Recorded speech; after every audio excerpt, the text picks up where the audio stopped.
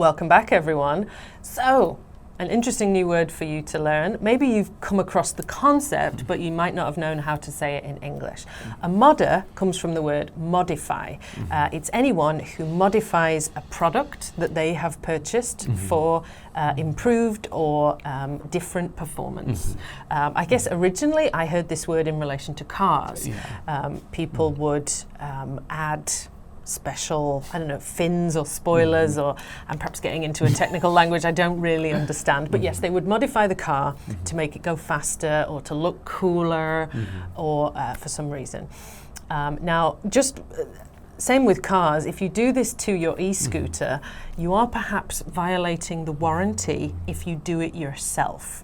If you take it to perhaps an official modifying company or a garage which can change the car or the e-scooter in a safe and pre-described way that's okay with the manufacturer, maybe it would be okay. But yeah, if you're going to do it yourself, you run the risk of doing it wrong or yes, at least not being able to get it fixed again by the manufacturer. So it's a risky business, but a lot of people engage in it. It can be quite fun. It's almost like personalizing perhaps a standardized product. So you can watch videos on YouTube or even TikTok. These days people modifying their scooters. So they are called modders from that term.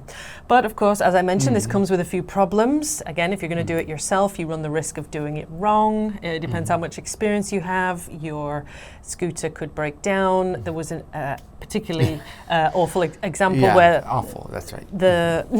Hilarious example where the front wheel stuck and then the poor guy went over the handlebars and injured himself. So it can be dangerous.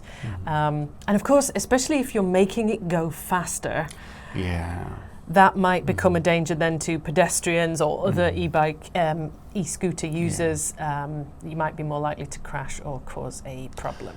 So this has been upsetting people in the nations where these e-scooters are popular, and so law enforcement or governments have been introducing new laws. John already mentioned here in Korea now you have to wear a helmet if you're on an e-scooter, and other rules and restrictions have come into force in various different countries.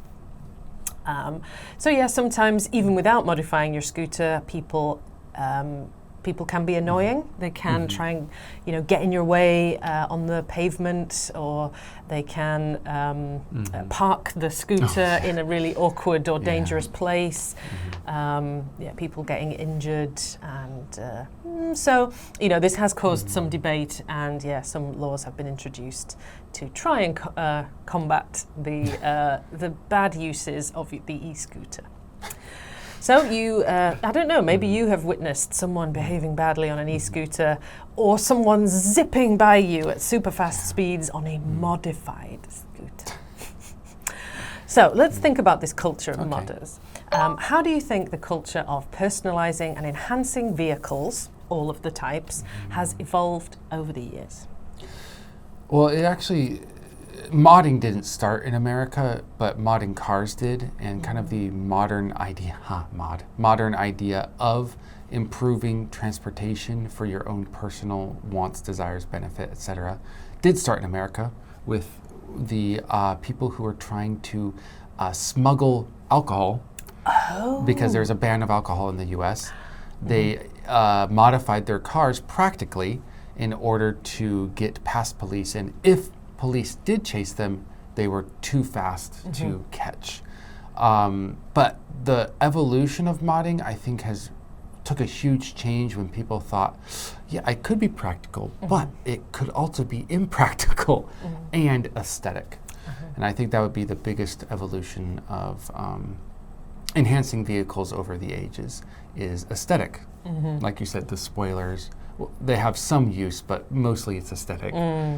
Side skirts, things like that. Tints, wraps, etc. Right terms. I don't know what that means, but I don't understand cars really. I wonder what a modified e-scooter looks like. Yeah, I wonder. It doesn't mention the aesthetic modifications in the article. I would do mine a little aesthetic, little flames on the side. Yeah, you could put a fin up the front, maybe, or at the edge. Or just put it on your helmet. On the helmet, yes. That would be a spoiler on the helmet.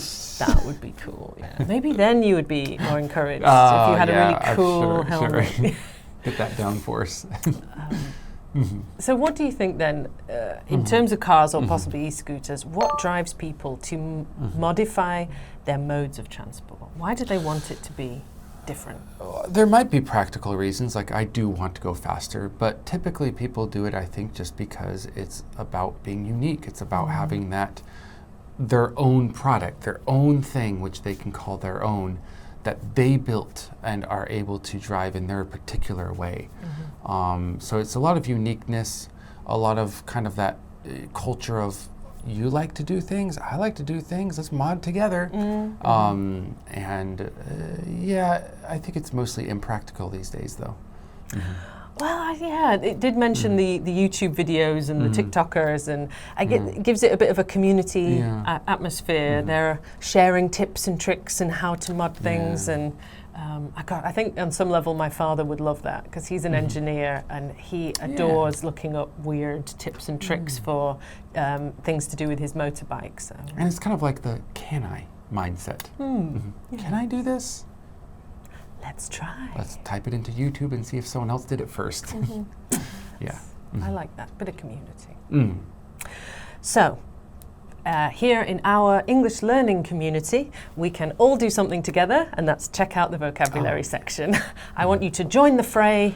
Don't zigzag, go straight there and check out the new words and see if you can work them into your everyday conversations. And we'll see you in the next article. Bye-bye.